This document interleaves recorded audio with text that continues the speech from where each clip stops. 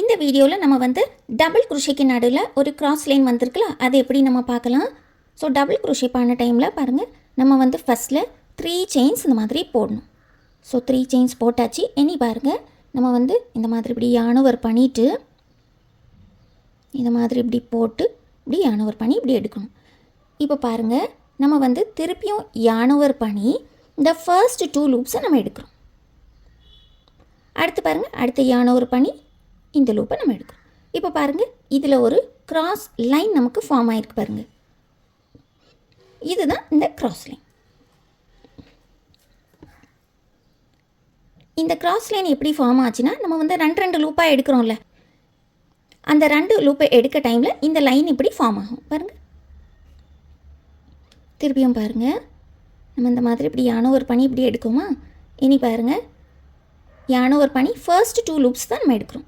நம்ம half double crochet பண்ண டைமில் எல்லா லூப்ஸும் சேர்த்து எடுத்தோம். இங்கே வந்து பாருங்கள், ஃபர்ஸ்ட் 2 லூப்பும் சேர்த்து எடுக்கும் இங்கே ஒரு கிராஸ் லைன் ஃபார்ம் ஆகிட்டு பார்த்தீங்களா. இதுதான் இந்த லைன். இனி பாருங்கள், நம்ம இந்த ஸ்டிச் அப்படி முடிக்கும் பாருங்கள். இந்த மாதிரி பாருங்கள், ஒரு கிராஸ் லைன் நல்லா கிளியராகவே எப்படி தெரியும். நடுவில் பாருங்கள், இப்படி ஒரு லைன் இருக்கும். இதில் இப்படி ஒரு லைன் இப்படி வந்துன்னா அது வந்து டபுள் குரோஷே. இந்த டபுள் குரோஷேனா இதில் ஒரு லைன் நம்ம இருக்கும். ஏன்னா நம்ம ஒர்க்காக தானே யானோவர் பண்ணுறோம். ஸோ நம்ம எத்தனை டைம் யானோவர் பண்ணுவோம் அத்தனை கிராஸ் லைன்ஸ் இதில் இருக்கும். வீடியோ பிடிச்சிருந்தா மறக்காமல் லைக் பண்ணுங்கள். தேங்க்யூ ஃபார் வாட்சிங்.